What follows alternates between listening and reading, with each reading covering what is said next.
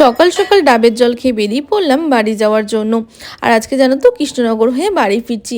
কৃষ্ণনগরে পুচকুয়া দিদি ভর্তি রয়েছে, ওদের সাথে একটু দেখা করেই বাড়ি ফিরবো। কল্যাণী থেকে প্রথমেই চলে গেছিলাম রানাঘাট, আর রানাঘাট থেকে ধরে নিয়েছিলাম লালগোলা লোকাল। আর আজকে দেখো ডিসেম্বরের প্রায় শেষ হতে চললো, এখনও পর্যন্ত ঠান্ডাই পড়লো না। এই পুচকুটাকে দেখে ছোটোবেলাকার কথা খুব মনে পড়ছিল। আমিও ছোটোবেলায় সবসময় এরকম ট্রেনের জানলায় দাঁড়িয়ে থাকতাম। কৃষ্ণনগরে নেমে টোটো করে চলে গেছিলাম নেদেরপাড়া মোড়, ওখান থেকে হেঁটে চলে গেছিলাম নার্সিংহোমে। আর এই কাচের ঘর যেগুলো দেখছো, এগুলোর মধ্যে পুচকুদেরকে রাখা আছে। আমি যখন গিয়েছিলাম পুচকুকে দিদির কোলে দিয়েছিল বলে আমার সাথে পুচকুর আজকে দেখা হয়ে গেছিলো। কালকে আসবো, কালকে এসে পুচকুকে আর দিদিকে বাড়ি নিয়ে যাব।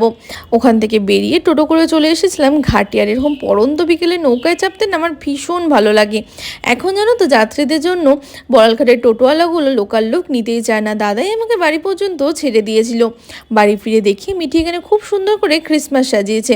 বিকেলবেলা আমি, মিঠি, দিদি ভাই সবাই মিলে বেরিয়ে গিয়েছিলাম একটু বড়ালঘাটে চা খাবো বলে।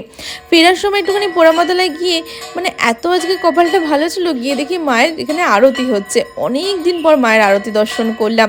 আর ঠিক পোড়ামার মন্দিরের পাশে এই দোকানটা আছে। এই দোকানে না খুব সুন্দর সুন্দর গয়না পাওয়া যায়, ঠাকুরের জন্য। এই দেখো মন্দির, আর ঠিক একদম পাশে, তোমরা চাইলে এখানে এসে কিনতে পারো। বাড়ি এসে মিঠি স্যান্টাকে আরও কিছু কিছু চকলেট দিচ্ছিল। দেখা হচ্ছে তোমাদের সাথে নেক্সট ব্লগে, টাটা।